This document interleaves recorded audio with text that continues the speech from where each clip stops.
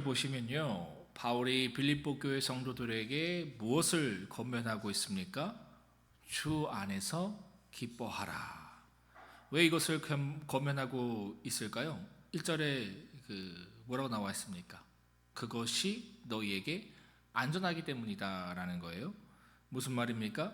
주 안에서 기뻐하는 것이야말로 치열한 영적 전투 속에서 우리의 영혼을 가장 안전하게 지킬 수 있는 복음의 내용이기 때문에 주 안에서 기뻐하라라는 겁니다. 여러분, 신앙의 싸움은요 바로 여기에 있습니다. 내가 주님 안에서 진정으로 기뻐하고 있느냐 아니면 기뻐하지 못하고 있느냐, 이것이 바로 우리의 영적 전쟁의 핵심이다라는 겁니다. 우리가 주 안에서 기뻐할 수 있으면 영적 전쟁에서 승리하는 것이고, 내가 오늘 주 안에서 기뻐하지 못하고 있으면 영적 전투에서 지금 지고 있는 것이다 라는 겁니다. 여러분, 그렇다면 주님 안에서 기뻐한다라는 것은 어떤 모습일까요? 이렇게 말할 수 있을 것 같아요. 주님 한 분만으로 만족하고 감사하고 있는 모습이 바로 주 안에서 기뻐하는 모습이다라는 것이죠. 오늘 나는 주님 한 분만으로 만족하는가? 오늘 이 아침 이 새벽에 내가 주님 한 분만으로 만족하는가? 내 삶 가운데 어려움이 있고 힘듦이 있어도 내가 주님 때문에 감사하고 있는가? 그러면 영적 전투에서 승리할 수 있다라는 겁니다. 그렇다면 반대로 주 안에서 기뻐하지 않는 모습은 어떤 걸까요? 주님만으로는 부족하다라고 느끼는 겁니다. 주님 외에요 플러스 알파가 있어야지만 만족하고 감사하는 마음이에요. 내게 물질이 더 있어야지만, 내게 사람들의 칭찬이 있고 인기가 있고 명예가 있어야지만 그제야 만족할 수 있고 감사할 수 있고 기뻐할 수 있는 모습이 바로 주 안에서 기뻐하지 않는 모습이다라는 거예요. 믿음만으로는 안 된다라는 거예요. 신앙만으로는 좀 부족하다라는 겁니다. 거기에 플러스 알파가 있어야지만 내가 주님만으로 만족할 수 있고 주님만으로 기뻐할 수 있다라는 그 신앙의 내용이 우리에게 있다면 우리는 영적 전투에서 지금 지고 있는 것이다라는 것이죠. 여러분, 정말 예수님을 인격적으로 만나잖아요. 그분의 사랑을 경험하고 은혜를 경험하게 되잖아요. 그럼 어떻게 되는 줄 아십니까? 하박국 선지자의 고백이요 절로 나오게 되어 있습니다. 어떤 고백입니까?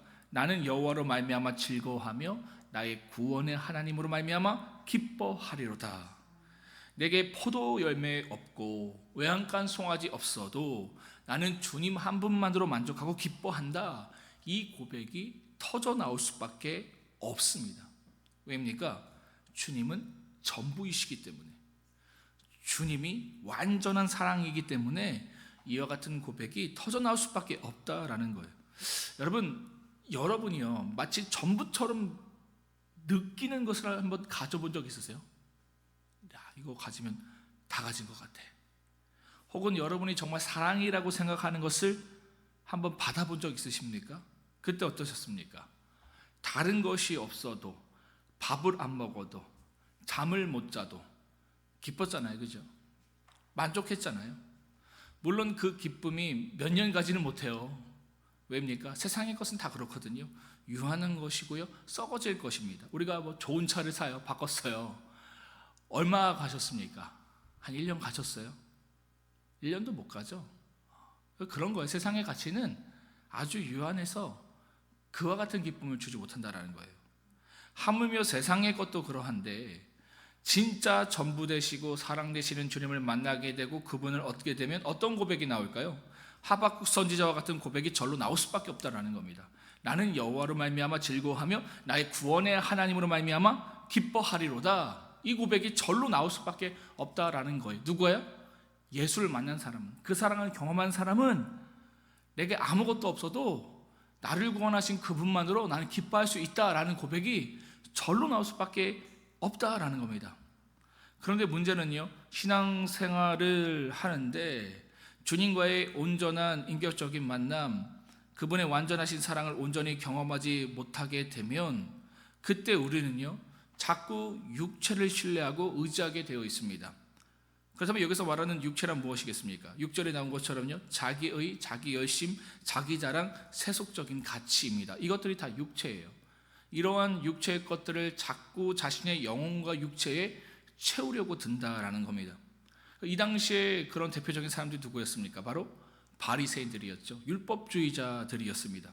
그들은요, 교회에 들어와서요, 겉으로는 회심한 것처럼 보였습니다. 주님을 인격적으로 만나고 믿음 있는 것처럼 보였어요. 그런데 뭐였습니까? 자신뿐만 아니라 자꾸 함께 신앙하는 지체들로 육체를 신뢰하게 만들고 의지하게 만들었다라는 것이죠. 그러니까 묘하게 믿음뿐만 아니라 주님뿐만 아니라 자꾸 플러스 알파가 더 있어야 한다라고 말하고 있는 거예요. 열심히 있어야 한다, 지식이 있어야 된다, 칭찬이 있어야 된다, 성공이 있어야 된다, 물질이 있어야 된다.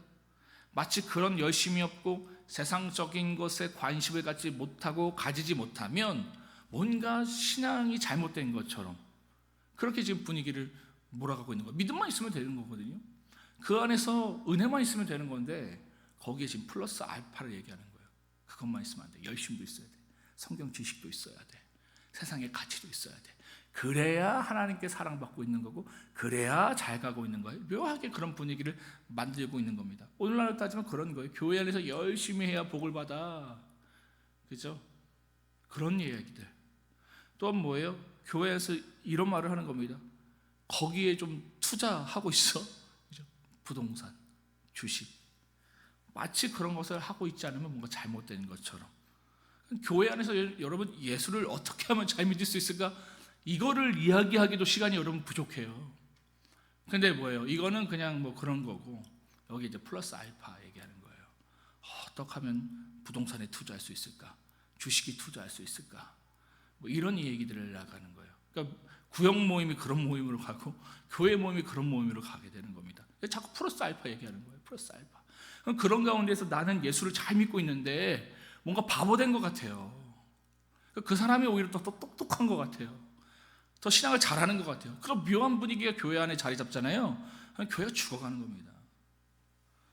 그러니까 그 가운데 예수님을 인격적으로 만나지 못한 사람들이요, 꽤 많은 사람들이 그런 쪽으로 이제 신앙을 하게 되는 거예요. 심지어 믿음으로 예수님을 인격적으로 만난 사람들까지도 그러한 신앙 쪽으로 관심을 갖고 나아가게 되는 일들이 초대교회 안에서 일어났다는 거예요. 난 예수만으로 만족하고 너무 좋은데 마치 내가 바보 같은 거예요. 시대에 동떨어진 사람 같고 뭔가 이상한 사람 같은 그런 분위기가 나니까 내가 좀 더 뭐 있어야 되나? 그쪽으로 계속 가게 됐다라는 것이죠. 그래서 바울은요, 그런 잘못된 신앙으로 사람들을 이끌어가는 자들을 향해서 2절의 말씀처럼 아주 강하게 비난합니다. 그들을 뭐라고 부르고 있어요? 개들이라고까지 부르고 있어요. 심한 욕 아닙니까? 그죠? 그들을 삼가라까지도 무려 3번이나 반복해서 강조합니다. 삼가라, 삼가라, 삼가라. 왜 이렇게 말하고 있는 겁니까? 그만큼 그들이 영적으로 해롭고요, 성도들의 신앙을 무너뜨리는 존재이기 때문입니다. 그러면서 바울은요, 예수님을 인격적으로 만들지 못했던 자신의 과거의 이야기를 5절과 6절에서 들려주고 있는데, 한마디로 뭡니까? 자신이 하나님을 믿는다고 하면서도 세상적인 것, 육신적인 것을 추구했다라는 거예요. 자신이 누구보다도 열심히 있었고 도덕적으로 흠이 없을 정도로 의로웠다라는 겁니다. 그렇게 해야지만 진정한 기쁨과 만족을 하나님 안에서 삶 속에서 누릴 수 있다라고 생각했기 때문이다라는 거예요. 그런데 그 가운데에 기쁨과 만족이 있는 것이 아니라 공허함과 불안과 갈등밖에 없었다라는 겁니다. 그렇지 않습니까? 이 안에 기쁨과 만족과 하나됨이 있을 줄 아는데 이것을 향해서 나아가면 우리 안에 뭐가 보여져요? 공허함밖에 보여지지 않아요. 불안함과 두려움과 분열밖에 있지 않습니다. 그러니까 이런 모습이 바울에게 있었다라는 것이죠. 그러다가 그가 예수 그리스도를 만나니까요, 진짜 기쁨, 진짜 만족을 경험하고 누릴 수 있게 된 겁니다. 그로 인해서요, 이전에 자신이 추구했던 세상의 가치들과 율법적 신앙의 내용들이 오히려 그리스도를 얻는 것을 방해하고 있다라는 것을 깨닫고는요, 그것들을 다 배설물로 여기고 버렸다라는 것이죠. 왜입니까? 그리스도를 더욱 얻기 위해서, 그분 안에 있는 기쁨을 더욱더 누리기 위해서 그리하였다라는 것이죠. 여러분, 이것이 이해가 되십니까? 동의가 되세요? 늘 말씀드리는 것이 있잖아요, 여러분. 수능이 이제 얼마 안 남았어요. 세상은 어떻습니까? 내가 혹은 내 자녀가 신앙과 멀어지고 믿음을 잃어버린다 할지라도 어떻게든 서울대 의대를 가고 또 보내려고 하잖아요. 이게 세상이잖아요. 신앙이 뭔 상관이 있습니까? 신앙이 멀어지고 믿음을 잃어버린다 하더라도 내가, 내 자녀가 서울대에 들어갈 수만 있다면, 서울대 의대에 들어갈 수 있다면 그거 선택하는 거잖아요. 그게 이상한 겁니까? 그게 당연한 거예요. 세상 안에서는. 심지어 교회 안에서도 그게 당연한 거예요. 고3의 기간 동안에 그냥 좀 그런 거 다 우리 그냥 넘어가잖아요. 그죠? 그런 게 괜찮은 것 같은 분위기가 되는 겁니다. 그러나 바울처럼 진짜 믿음을 가진 사람은요, 어떤 선택을 한다라는 거예요? 만약 독도 전문대에 가서요, 그 가운데에 더욱더 예수를 얻고 믿음을 가질 수 있다면 그것을 선택한다라는 거예요. 믿음의 사람은. 여러분, 오해는 하지 마세요. 서울대 의대를 들어가도 예수를 잘 믿을 수 있어요. 그래서 제가 지금 극단적인 선택을 하는 거예요. 서울대 의대를 들어가는데 하나님과 내가 멀어진다. 그것을 준비하는 과정 가운데서 또 그 속에 들어가서, 근데 내가 뭐 독도 전문대는 없지만 이제 그런 곳에 내가 들어가서 하나님을 얻을 수 있다면, 여러분 어떤 선택을 해야 되는 겁니까? 당연히 후자겠죠, 그죠? 근데 여러분, 근데 이게 정말 이해가 되십니까? 더 깊은 질문 한번 해볼까요? 여러분은 이와 비슷한 선택과 결정을 인생에서 단 한 번이라도 해보신 적이 있으십니까? 한번 생각해 보세요. 나는 그런 선택을 한번 해본 적이나 있는가? 믿는다고 하면서, 열심히 내가 신앙한다고 생각하면서, 내가 과연 이러한 선택, 서울대 의대와 독도 전문대 가운데에서 독도 전문대를 선택하는 그 선택을 여러분 해본 적이 있으십니까? 아니면 한 번이 아니라 여러 번, 아니 지속적으로 그런 선택을 하고 계셨습니까? 이건 사실 여러분 나만 아는 내용이 아닙니다. 나도 알고요, 남도 아는 내용이에요. 우리가 입 밖으로 서로 말하지 않고 있을 뿐이지, 우리가 믿음을 따라 진짜로 선택하고 결정하고 살아가고 있는지, 아니면 그냥 말만 그렇게 하고 살아가고 있는지 사실 서로가 다 잘 알고 있는 겁니다. 여러분, 그래서요, 이러한 말씀을 통해서 우리가 다시 한번 겸손해질 수 있는 겁니다. 내가 그래도 꽤 괜찮게 신앙하고 있는 줄 알았는데, 그죠? 그렇지 않구나. 그러니까 우린 속는다니까요. 자꾸 교회 안에서의 어떤 내용들, 내가 모태신앙이냐, 내가 이런 봉사를 하고 있어, 내가 누구에게, 옥하는 목사님에게, 하영초 목사님에게 내가 성경 공부를 배웠어, 내가 선교를 갔다 왔어, 내가 헌금을 얼마 해, 내가 세상에서 얼마큼 지금 가지고 있어, 이런 내용들을 통해서 내가 꽤 신앙이 괜찮은 줄 안다니까요. 그리고 사람들로 그것을 자랑하고 또 그러한 신앙을 담을 수 있도록 도모합니다. 이런 내용을 가져오면 아닌 거예요. 그죠? 내가 과연 그러한 결정을 하고 있는가, 그런 선택을 하고 있는가. 그러니까 이런 내용을 통해서 우리는 다시 겸손해질 수 있다는 겁니다.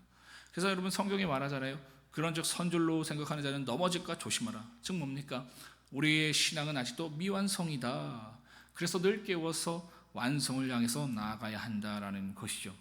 바울이 12절에서 14절에 이런 말을 지금 하고 있는 겁니다.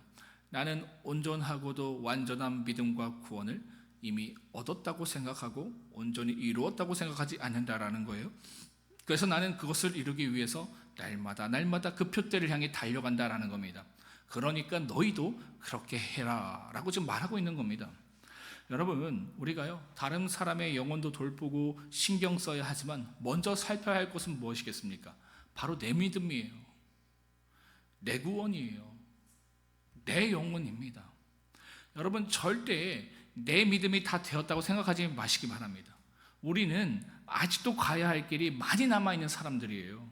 지금 이 정도의 믿음으로는요, 앞으로 더욱더 치열해질 영적 전투에서 끝까지 승리하기 쉽지 않습니다. 그래서 우리는요, 바울처럼 정말 주님 안에서 주님 한 분만으로 온전히 만족하고 기뻐할 수 있는 자리로 나아가야 하는 겁니다. 여러분, 기억하시기 바랍니다. 이러한 신앙은요, 저 같은 목회자에만 필요한 것이 아니에요. 주님을 믿고 살아가는 모든 성도들에게 반드시 있어야 할 믿음의 내용이다라는 것을 결코 잊지 마시길 바랍니다. 바라기는요, 오늘 이 말씀을 듣고 있는 모든 분들이 바울과 같이 오직 주 안에서 기뻐하고 주님 한 분만으로 만족할 수 있는 진정한 믿음의 소유자들이 다 되실 수 있기를 바랍니다. 그리고 그 믿음으로요 앞으로 우리에게 주어질 영적 싸움에서도 능히 승리하는 삶을 살아가시기를 주님의 이름으로 축복합니다. 이 시간 빌립보서 3장을 함께 합독하도록 하겠습니다. 빌립보서 3장입니다. 시작. 끝으로 나의 형제들아 주 안에서 기뻐하라. 너에게 같은 말을 쓰는 것이 내게는 수고로움이 없고 너에게는 안전하니라. 개들을 삼가고 행악자 하는 자들을 삼가고 몸을 상하게 하는 일을 삼가라. 하나님의 성령으로 봉사하며 그리스도 예수로 자랑하고 육체를 신뢰하지 아니하는 우리가 곧 할례파라. 그러나 나도 육체를 신뢰할 만하며 만일 누구든지 다른 이가 육체를 신뢰할 것이 있는 줄로 생각하면 나는 더욱 그러하니 나는 8일 만에 할례를 받고 이스라엘 족속이요 베냐민 지파요 히브리인 중에 히브리인이요 율법으로는 바리새인이요 열심으로는 교회를 박해하고 율법의 의로는 흠이 없는 자라. 그러나 무엇이든지 내게 유익하던 것을 내가 그리스도를 위하여 다 해로 여길 뿐더러 또한 모든 것을 해로 여김은 내가 그리스도 예수를 아는 지식이 가장 고상하니 때문이라. 내가 그를 위하여 모든 것을 잃어버리고 배설물로 여김은 그리스도를 얻고 그 안에서 발견되려 함이니 내가 가진 은은 율법에서 난 것이 아니요 오직 그리스도를 믿음으로 말미암는 것이니 곧 믿음으로 하나님께로부터 난 의라. 내가 그리스도와 그 부활의 권능과 그 고난에 참여함을 알고자 하여 그의 죽으심을 본받아 어떻게 해서든지 죽은 자 가운데서 부활에 이르려 하노니 내가 이미 얻었다 함도 아니요 온전히 이루었다 함도 아니라 오직 내가 그리스도 예수께 잡힌 바 된 그것을 잡으려고 달려가노라. 형제들아 나는 아직 내가 잡은 줄로 여기지 아니하고 오직 한 일 즉 뒤에 있는 것은 잊어버리고 앞에 있는 것을 잡으려고 표대를 향하여 그리스도 예수 안에서 하나님이 위에서 부르신 부르심의 상을 위하여 달려가노라. 그러므로 누구든지 우리 온전히 이룬 자들은 이렇게 생각할지니 만일 어떤 일에 너희가 달리 생각하면 하나님이 이것도 너희에게 나타내시리라. 오직 우리가 어디까지 이르렀든지 그대로 행할 것이라. 형제들아 너희는 함께 나를 본받으라. 그리고 너희가 우리를 본받은 것처럼 그와 같이 행하는 자들을 눈여겨보라. 내가 여러 번 너희에게 말하였거니와 이제도 눈물을 흘리며 말하노니 여러 사람들이 그리스도의 십자가의 원수로 행하느니라. 그들의 마침은 멸망이요 그들의 신은 배요 그 영광은 그들의 부끄러움에 있고 땅의 일을 생각하는 자라. 그러나 우리의 시민 것은 하늘에 있는지라. 거기서부터 구원하는 자 곧 주 예수 그리스도를 기다리노니 그는 만물을 자기에게 복종하게 하실 수 있는 자의 역사로 우리의 낮은 몸을 자기 영광의 몸의 형체와 같이 변하게 하시리라. 아멘.